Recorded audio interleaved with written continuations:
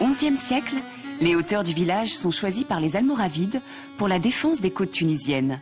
Des tours de guet sont construites et donneront son nom à la colline Djebel Menara, littéralement la montagne du phare.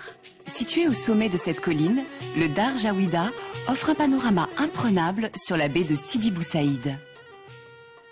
Cette maison a une longue histoire puisqu'elle a eu plusieurs vies. Au départ, c'est une maison, une petite maison de Sidi Bou Saïd qui a été construite, je suppose, dans les premières années du XXe siècle. Elle a été reprise par un pharmacien de Tunis qui l'a lui-même revendue à Bernard Zerfus qui cherchait à s'installer dans cette région.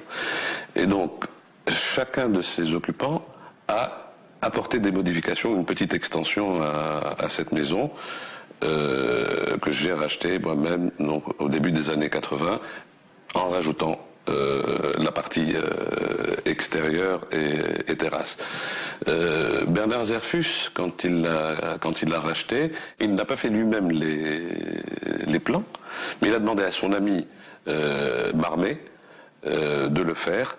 Et c'est lui qui a conçu le salon qui donne sur la baie de Sidi Bou Saïd avec ce système de voûtes croisées.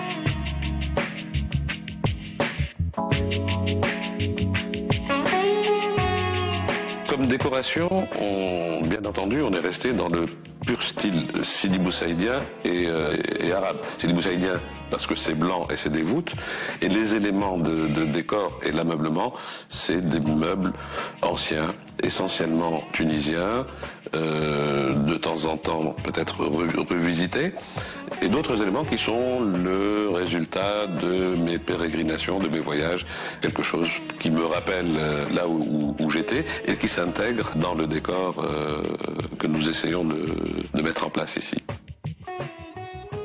Le lustre était là au moment où j'ai acheté la maison. C'est un lustre que Bernard Zerfus avait trouvé en chinant à Tunis, et en vendant la maison, il lui était difficile de le ramener, donc je l'ai racheté à Bernard Zerfus. C'est un lustre en verre soufflé rouge, qui est une couleur considérée comme pure et noble dans le verre soufflé, qui est incomplet mais qui reste une belle pièce.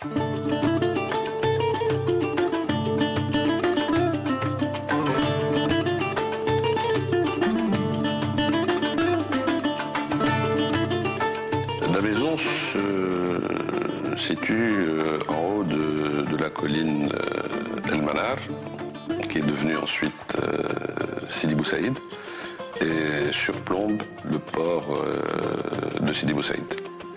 On est exposé plein sud de ce côté-ci de Sidi Bou Saïd, donc à l'est de Carthage. Les habitations se concentrent autour de la mosquée et le tombeau de Sidi Bou Saïd, un Saint-Sophie du XIIIe siècle qui a donné son nom au village. L'architecture des maisons est d'inspiration andalouse et provient de l'influence des musulmans espagnols débarqués sur les côtes au XVe siècle. Premier site protégé au monde, le village médiéval de Sidi Bou Saïd est un petit paradis de la Méditerranée, rendu célèbre par de nombreux peintres et écrivains. L'entrée de la maison, dans l'esprit de toutes les maisons de Médina, est discrète. Les portes ne laissent jamais deviner ce qu'il y a derrière. C'est une façon d'être discret et de ne pas avoir éventuellement l'opulence agressive ou criante. Le niveau de l'entrée de la maison est un niveau classique, bâti autour d'un patio. Et ça, c'était le corps de la maison initiale. Les escaliers ont été rajoutés pour accéder à ce salon qui n'existait pas dans la première maison. Et donc la première maison, à elle seule, en haut, qui est un petit 2 pièces, mais c'est une maison arabe modèle réduit en quelque sorte.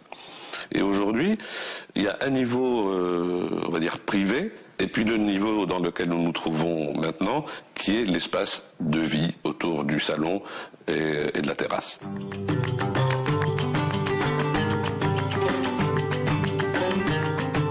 Cette horloge, sur laquelle est incrustée les armoiries du bey, aurait été un cadeau de l'avant-dernier tsar au bey de Tunis.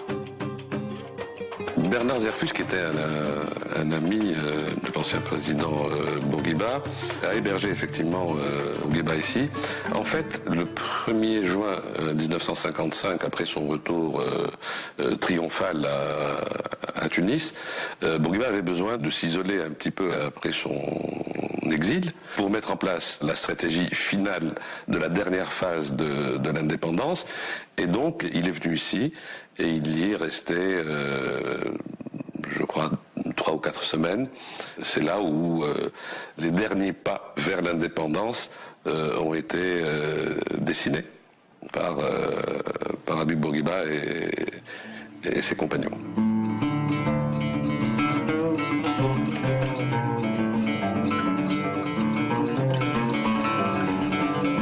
Mon père habitait Sidi Bou Saïd.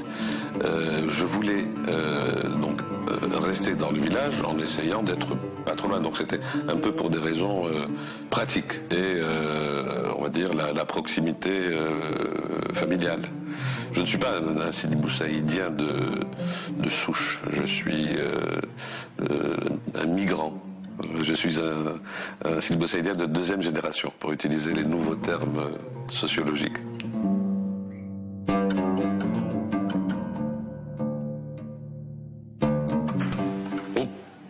Plus vraiment parler de vie de village à Sidi Bou Saïd, parce qu'un village, c'est pas seulement des habitants, mais il y a une vie autour de commerce, de proximité, de barbier. Or, Sidi Bou Saïd est devenu avant tout un centre touristique. Donc, la vie de village, non, nous n'avons pas de boucher, nous n'avons pas de barbier, nous n'avons pas d'épicier, nous avons des marchands de souvenirs. Et donc la vie de village se limite à des visites entre voisins ou, bien entendu, la séance café ou thé à la menthe au café de Sidi Bou Saïd.